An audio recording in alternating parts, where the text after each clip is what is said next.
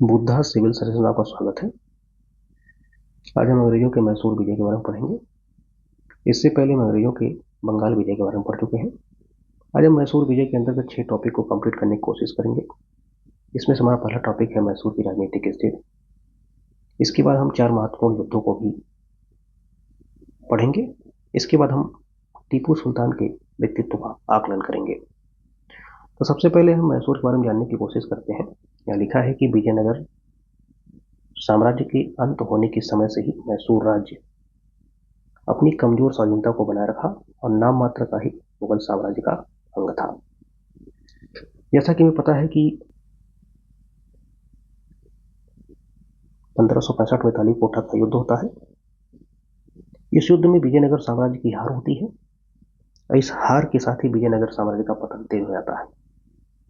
विजयनगर के ध्वंसावशेषों पर मैसूर राज्य का जन्म होता है और आरंभ से ही मैसूर राज्य मुगलों के प्रति नाम मात्र का ही अधीनता स्वीकार करता है और लगभग एक स्वतंत्र राज्य के तरीके से व्यवहार करता है। इसकी मुगलों के प्रति अधीनता नजराने एवं भेंट तक ही सीमित थे। 18वीं सदी के प्रारंभ में 2 सगे भाई नंजराज और देवराज के नियंत्रण में मैसूर था और यहाँ का जो राजा था चिक्का कृष्णराज, वो इनकी कठपुतली था। मैसूर राज्य लगभग 20 सालों तक अलग अलग युद्धों में उलझा रहा। इसी दौरान हैदर अली, जो कि मैसूर की सेना में एक साधारण अधिकारी के रूप में शामिल हुआ था, वह कुछ ही समय में मैसूर की सेना में ऊंचे पद पर पहुंच गया। अब कैसे पहुंचा और क्यों पहुंचा, तो सबसे पहले हम ये जानने की कोशिश करेंगे कि लगभग 20 वर्ष तक मैसूर युद्धों में उलझा रहा। तो मैसूर किन युद्धों में उलझा रहा, तो मैसूर निजाम के साथ युद्ध में उलझा रहा और मराठों के साथ भी युद्ध में उलझा रहा। साथ ही साथ इसी समय कर्नाटक में फ्रांसीसी कंपनी और ब्रिटिश कंपनी के बीच संघर्ष भी चल रहे हैं। इससे भी मैसूर प्रभावित है। ऐसे में जो मैसूर की सैनिक शक्ति है कमजोर हो जाती है, मैसूर का राजकोष लगभग खत्म हो जाता है।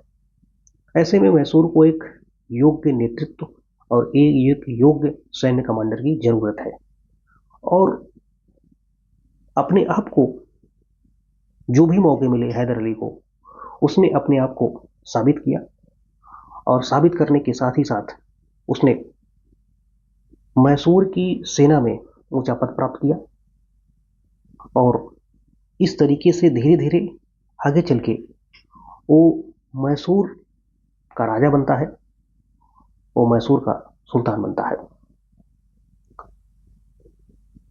चिक्का कृष्णराज के द्वारा 1755 में उसे डिंडीगुल भेजा जाता है। डिंडीगुल में कुछ सामंत थे जो कि केंद्र के आदेशों को नहीं मानते थे, साथ ही साथ राजस्व देते भी नहीं थे। राजस्व देने में भी वो आनाकानी करते थे और इस तरीके से डिंडीगुल का जो क्षेत्र था इस समय अशांत क्षेत्र था। तो इस अशांत क्षेत्र को शांत करने के लिए हैदर अली को भेजा जाता है। हैदर अली इस क्षेत्र को शांत करता है और इसके साथ ही साथ डिंडीगुल में एक आधुनिक शस्त्रागार की स्थापना करता है। इस आधुनिक शस्त्रागार की स्थापना से मैसूर राज्य की जो सैन्य शक्ति है मजबूत होती है। 1761 में उसने नंजराज को सत्ता से अलग कर दिया और मैसूर राज्य पर अपना अधिकार कर लिया। अब अधिकार करने के साथ ही साथ जो सरदारों जमींदारों का विद्रोह था उसको उसने नियंत्रित किया। इसके साथ ही बिजनौर, सुंदा, कन्नड़ और मालाबार जैसे क्षेत्रों पर उसने अधिकार भी कर लिया। मालाबार क्षेत्र पर अधिकार करने का उसका एक रणनीतिक लाभ था। रणनीतिक लाभ यह था कि हैदर अली ये चाहता था कि भारतीय समुद्र तट से मैसूर की बाउंड्री लगने लगे, क्योंकि किसी भी स्टेट की जब बाउंड्री समुद्र तट से लगेगी तो उसको व्यापार और उसकी सामरिक स्थिति मजबूत होगी। तो इस तरीके से, क्योंकि हैदर अली एक सैन्य क्षमता में असाधारण प्रतिभा था, वह तोपखाने में माहिर था, तेजी से सेनाओं को संगठित करने वाला व्यक्ति था, युद्ध में तेज निर्णय लेने वाला था, अच्छी रणनीति बनाने वाला व्यक्ति था। तो इस तरीके से वो मैसूर की राज्य की रणनीतिक स्थिति और उस राज्य को किस तरीके से एक पावरफुल राज्य बनाया जाए, किस तरीके से उसके ट्रेड को बढ़ाया जाए, इस चीज को समझता था। और इसी की वजह से उसने क्या किया कि अपनी जो मैसूर की बाउंड्री है उसे मालाबार तक लेके जाता है।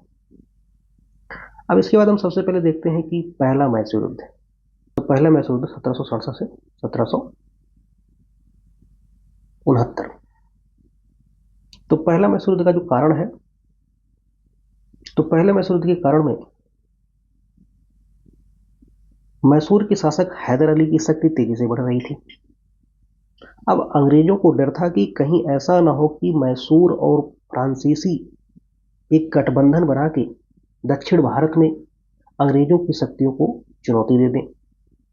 इससे मद्रास प्रेसिडेंसी को खतरा बढ़ रहा था, क्योंकि हैदर अली की शक्तियां तेजी से बढ़ रही थी। अब इस डर ने पहले मैसूर युद्ध के कारण का जन्म कर दिया। अब आगे चल के अंग्रेज करेंगे क्या? अंग्रेज, जैसा कि हम पहले से जानते हैं कि लगातार मैसूर का मराठों के साथ और निजाम के साथ युद्ध हो रहा है, और हैदर अली मराठों और निजामों को कई बार पराजित कर लिया है। ऐसे में इस मैसूर और निजाम के युद्ध को अंग्रेज एक अवसर के रूप में देखते हैं। अवसर क्या? अंग्रेज निजाम से उत्तरी सरकार के क्षेत्र के बदले निजाम को सामरिक सहायता देने की बात करते हैं, और इस आधार पर निजाम और अंग्रेजों के बीच संधि होती है। 1766 में हैदर अली मराठों के साथ युद्ध में व्यस्त था। इसी समय निजाम अंग्रेजों के उकसावे में मैसूर पर आक्रमण कर देता है। अब जब मैसूर पर आक्रमण करता है तो हैदर अली क्या करता है, जो कि एक रणनीतिकार व्यक्ति है, हैदर अली सबसे पहले अब अंग्रेजों को ही पटकना चाहता है। अब हैदर अली क्या करेगा, इसके लिए सबसे पहले वो मराठों से संधि कर लेगा और निजाम को भी तोड़ लेगा। अभी तक जो निजाम अंग्रेजों के गुट में शामिल था, अब हैदर अली के गुट में आ गया। आरंभ में हैदर अली और निजाम को अंग्रेज हराते हैं, लेकिन बाद में चल के हैदर अली अंग्रेजों को पराजित करता है। बंबई से प्रशिक्षित सेना को हैदर अली पराजित करता है और अंग्रेजों को मद्रास तक धकेल देता है। अब अंग्रेज ऐसी स्थिति में नहीं थे कि हैदर अली को पराजित कर पाए। इस आधार पर हैदर अली की शर्तों के आधार पर मद्रास की संधि होती है। मद्रास की संधि के तहत दोनों पक्ष एक दूसरे द्वारा जीते गए क्षेत्र को वापस करते हैं। इसके साथ ही परस्पर रक्षा की संधि हुई, कि मतलब अगर एक पक्ष पर हमला होता है तो दूसरा पक्ष अगले पक्ष की सहायता करेगा। और इस संधि के साथ अंग्रेजों को हैदर अली को युद्ध क्षतिपूर्ति भी देना पड़ा। इस तरीके से जो अंग्रेज अभी तक ये मान रहे थे कि बंगाल विजय के बाद वो भारत की सबसे बड़ी शक्ति बन चुके हैं, अब उन्हें चुनौती देने वाला और भारत में कोई और शक्ति नहीं बची है। दक्षिण भारत में आते ही हैदर अली ने दिखा दिया कि अभी अंग्रेज इतने भी शक्तिशाली नहीं है कि पूरे भारत पे नियंत्रण स्थापित कर लें। अब इस युद्ध के महत्व को हम देखते हैं। इस युद्ध के महत्व में अंग्रेजों को दक्षिण भारत में भारी चुनौतियां थी।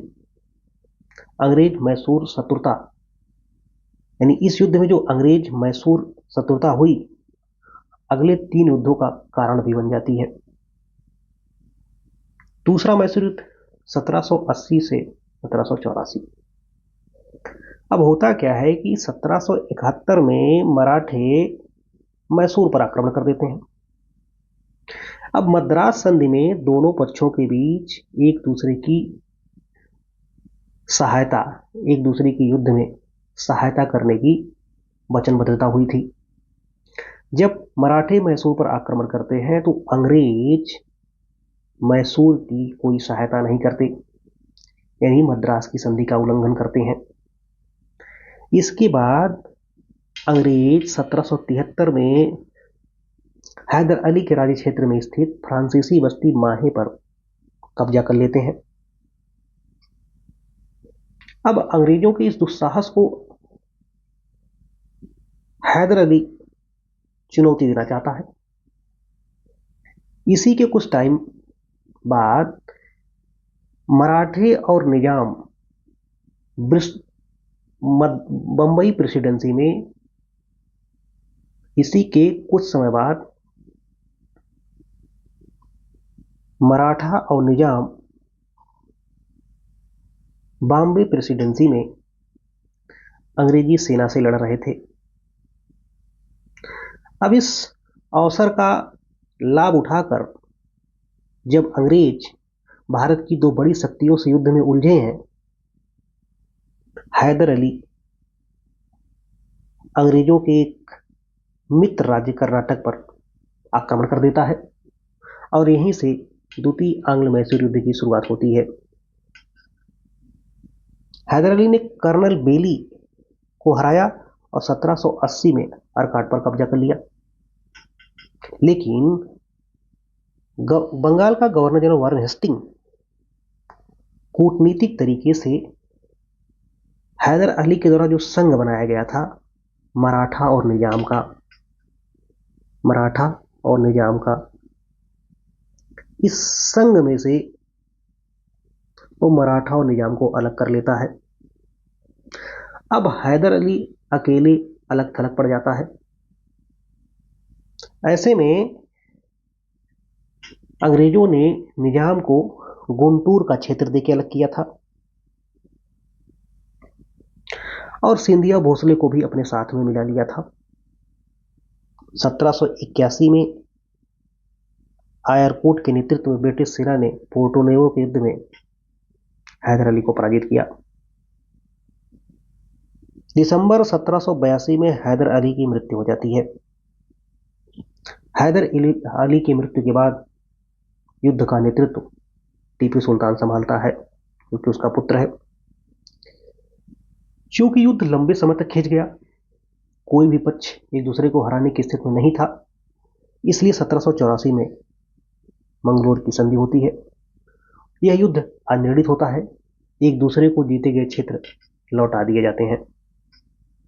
अब इस युद्ध का महत्व क्या था? फ्रांसीसियों की सहायता से टीपू सुल्तान ने अपनी सैन्य ताकत को बढ़ाया, मजबूत किया। इसके साथ ही साथ यह युद्ध तीसरे मैसूर युद्ध की पृष्ठभूमि बनी, क्योंकि अब दोनों पक्षों के बीच अविश्वास और बढ़ा। हम तीसरे मैसूर युद्ध को देखते हैं। तीसरा मैसूर युद्ध, जो कि एक निर्णायक मैसूर युद्ध था, 1790 से 1792। युद्ध के कारण क्या रहे? 1788 में अंग्रेज निजाम को पत्र लिखते हैं कि तुम मैसूर पर आक्रमण करो। जब ये बात टीपू सुल्तान को पता चलती है तो टीपू सुल्तान नाराज होकर अंग्रेजों के मित्र राज्य त्रावणकोर पर 1789 में आक्रमण कर देता है। और इसी के साथ तीसरा युद्ध शुरू हो जाता है। इसके अलावा एक कारण और था कि टीपू की जो बढ़ती शक्ति थी और फ्रांसीसी सहयोग से अंग्रेज चिंतित थे। अब क्या अंग्रेज क्या करेंगे? अंग्रेजों ने मराठा निजाम को टीपू के विरुद्ध अपने साथ मिला लिया।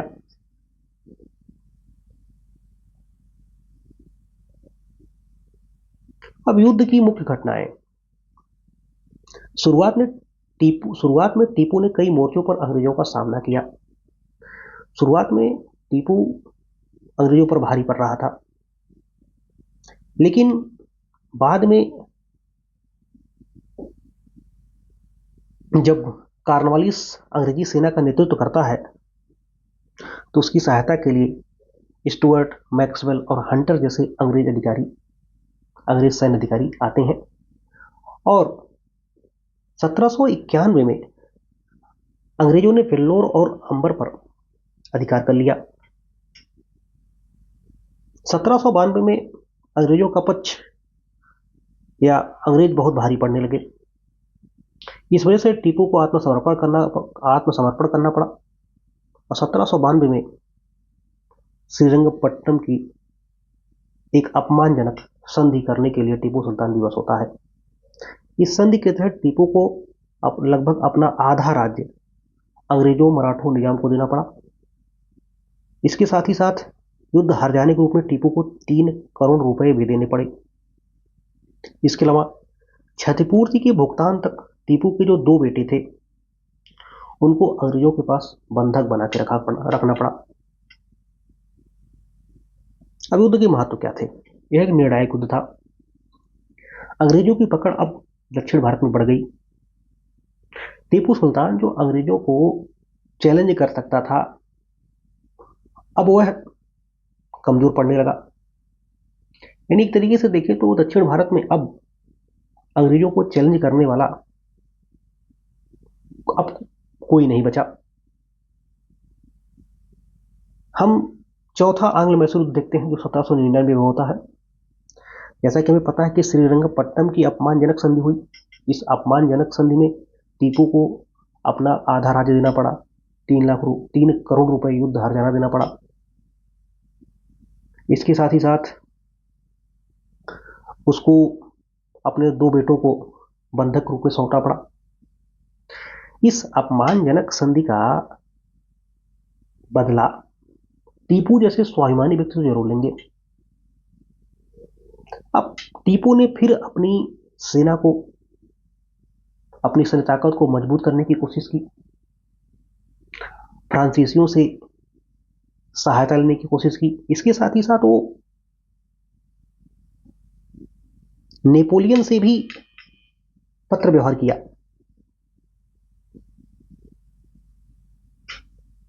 और युद्ध में अंतरराष्ट्रीय सहायता पाने के लिए टीपू ने अरब, कुस्तुनतुनिया, अफगानिस्तान एवं मॉरिशस में अपने दूत भेजे। अब टीपू की मजबूत सैन्य शक्ति को देखते हुए अंग्रेज चिंतित हो गए। अब अंग्रेज क्या करेंगे? मराठा निजाम को इस शर्त पर मनाएंगे कि युद्ध से प्राप्त जो लाभ होगा उसको तीनों के बीच हम बराबर बराबर बंटवारा कर लेंगे। इस बार अंग्रेज के मुख्य जो सेनापति थे आर्थर बेलेजली, जो कि लॉर्ड बेलेजली का भाई था, हैरिस और स्टुअर्ट था। तो घमासान युद्ध होता है, टीपू सुल्तान पराजित होता है और एक कायर की तरीके से समर्पण करने के बजाय या अंग्रेजों की शर्तों को मानने के बजाय टीपू अपनी राजधानी श्रीरंगपट्टनम की रक्षा करते हुए 4 मई 1799 को मारा जाता है। युद्ध का परिणाम क्या हुआ? अंग्रेजों ने मैसूर पर पूर्ण नियंत्रण कर लिया। अब ओडेयार वंश, जो कि हैदर अली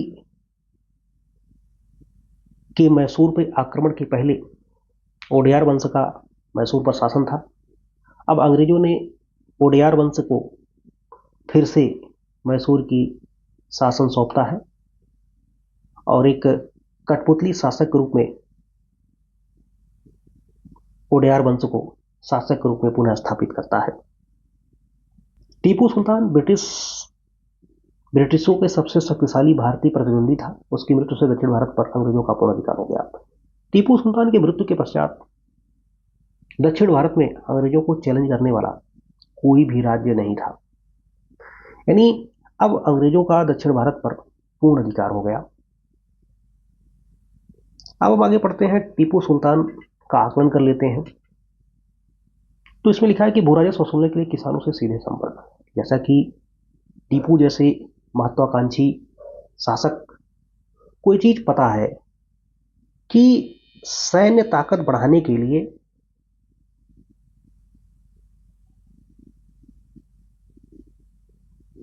भू राजस्व या राजकोष का भरा होना बहुत जरूरी है।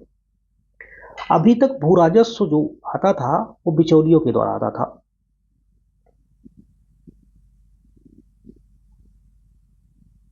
टीपू ने क्या किया, बिचौलियों को हटा दिया, भू राजस्व को वसूलने के लिए किसानों से सीधे संपर्क किया।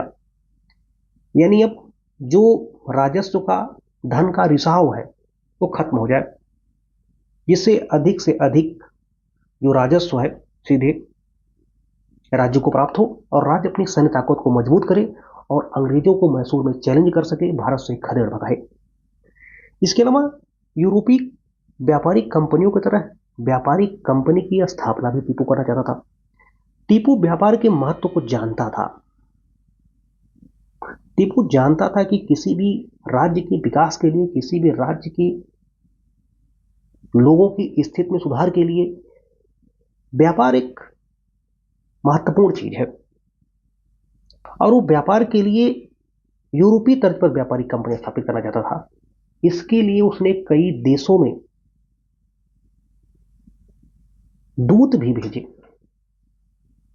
एक तरीके से वाणिज्यिक दूत भी उसने कई देशों में भेजा, क्योंकि टीपू समझता था कि किसी भी राज्य को ताकतवर बनाने के लिए व्यापार वाणिज्य का मजबूत होना बहुत जरूरी है। उसने क्या किया, मसालों के व्यापार पर एकाधिकार स्थापित कर लिया। मतलब कोई भी निजी व्यक्ति या व्यापारी अब मसालों के व्यापार को नहीं कर सकता। क्यों? क्योंकि टीपू ये चाहता था कि जो मसालों के व्यापार से अंग्रेजों को फायदा हो रहा है उसे रोका जाए, क्योंकि इस मसाले के व्यापार से अंग्रेजों को जो फायदा हो रहा है उस पैसे का प्रयोग, उस धन का प्रयोग अंग्रेज भारत में युद्ध में खर्च कर रहे हैं। टीपू एक रणनीतिकार व्यक्ति था और एक योग्य व्यक्ति था। वह अंग्रेजों को आर्थिक तरीके से विकलांग बनाना चाहता था, अंग्रेजों की आर्थिक स्थिति पे चोट करना चाहता था। जब अंग्रेजों की आर्थिक स्थिति पे चोट होगी तो अंग्रेज लड़ने की स्थिति में नहीं रहेंगे और इस तरीके से उसने क्या किया कि मसालों के व्यापार पर एक अधिकार स्थापित कर लिया। एक कारण और था कि जब मसालों के व्यापार पर सरकार का अधिकार होगा या सुल्तान का अधिकार होगा तो व्यापार से प्राप्त जो इनकम है सीधे राजकोष में जाएगा। राजकोष में जाएगा तो टीपू अपनी सैन्य ताकत को और मजबूत कर सकता है। कहा जाता है कि टीपू भारत में रॉकेट तकनीक का खोज करता है। इसके पहले रॉकेट बांस के या कागज के बनाए जाते थे, जो कि कई बार दुर्घटनाएं होती थीं, फट जाती थीं। टीपू ने पहली बार रॉकेट में लोहे का प्रयोग किया और लोहे के प्रयोग की वजह से रॉकेट जो है टिकाऊ हो गया, मतलब दुर्घटनाएं कम होने लगी। इसके साथ ही साथ इसमें जो विस्फोटक है, विस्फोटक भी ज्यादा मात्रा में आने लगे और इसकी मारक क्षमता जो रही होगी लगभग 1 से 1.5 किलोमीटर तक इसकी रॉकेट की मारक क्षमता रही होगी। और इसने युद्धों में बड़े पैमाने पे रॉकेट का प्रयोग किया। इसीलिए टीपू को भारत में रॉकेट तकनीक का खोजकर्ता माना जाता है। नौसैनिक क्षमता के विकास के लिए विस्तृत योजना बनाई, जबकि इस योजना को वो सही तरीके से क्रियान्वित नहीं कर पाया, लेकिन टीपू एक मैसूर के सामरिक महत्व को समझता था। तो वो जानता था कि अंग्रेज समुद्र में भी बहुत ताकतवर है। ऐसे में अंग्रेजों से समुद्र में भी लड़ने के लिए वो अपने नौसैनिक क्षमता को बढ़ाना चाहता था। इसके लिए उसने कई गोदे भी बनवाए, लेकिन जो उसकी इच्छा थी, जो नौसैनिक क्षमता को विकसित करने की जो एक महत्वाकांक्षा थी, वो पूरी तरीके से क्रियान्वित नहीं हो पाई। लास्ट में जैकोबिन क्लब का सदस्य बना और श्रीरंगपट्टनम में स्वतंत्रता का वृक्ष लगाया। अब जैकोबिन क्लब क्या है? टीपू के समय में ही फ्रांसीसी क्रांति हो रही थी, और फ्रांसीसी क्रांति में जैकोबिन क्लब एक राजनीतिक संगठन था। एक राजनीतिक संगठन था।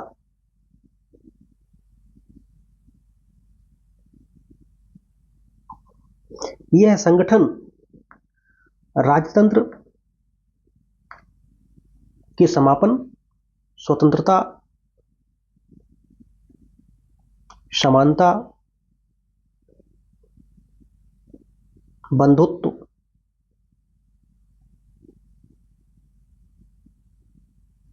के विचारों का प्रचारक था।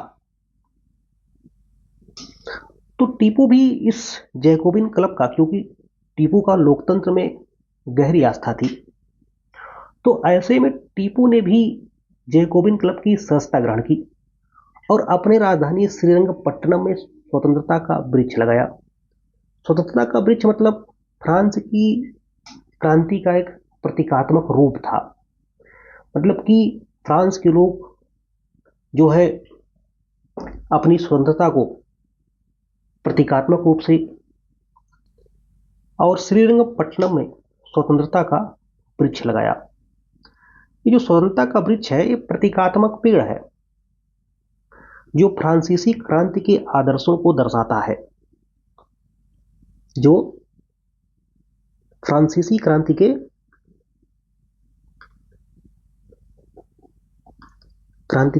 सिद्धांतों को दर्शाता है। और सिद्धांत क्या है? हमने देखा सिद्धांत क्या है। सिद्धांत है स्वतंत्रता, समानता, बंधुत्व और राजतंत्र का अंत। तो इस तरीके से टीपू जो श्रीरंगपट्टनम में स्वतंत्रता का वृक्ष लगाता है, तो टीपू ये दिखाने की कोशिश भी करता है कि जो मैसूर है, मैसूर पूरी तरीके से स्वतंत्र है, और एक तरीके से अंग्रेजों को बताने की भी कोशिश करता है कि मैसूर का अपना अस्तित्व है। और इसके अलावा टीपू किसानों के लिए भी कई तमाम काम करते हैं। टीपू पे कई बार आरोप लगाया जाता है कि टीपू एक जो है असहिष्णु शासक था। ये सब डिबेट के विषय हैं, तो हम उन सब चीज़ों पे नहीं जाते हैं। बस हम ये देखते हैं कि टीपू सुल्तान ने क्या कुछ महत्वपूर्ण कार्य किए और किस तरीके से टीपू अपनी सैन्य ताकत को बढ़ाता है और मसालों के व्यापार पर एकाधिकार किस तरीके से स्थापित करता है, और रॉकेट तकनीक का खोज कैसे करता है, नौसैनिक क्षमता को बढ़ाने की कोशिश कैसे करता है, और टीपू उस समय में किस तरीके से अंतर्राष्ट्रीय राजनीति से या अंतर्राष्ट्रीय राजनीति में इतनी गहरी रुचि रखता है, ये अपने आप में टीपू के व्यक्तित्व को बताने की कोशिश करता है। और भारत में टीपू के मर जाने के पश्चात दक्षिण भारत में या कहें पूरे भारत में अंग्रेजों को रोकने वाला और कोई ऐसा शासक या दूरदर्शी सुल्तान नहीं रहा। Thank you.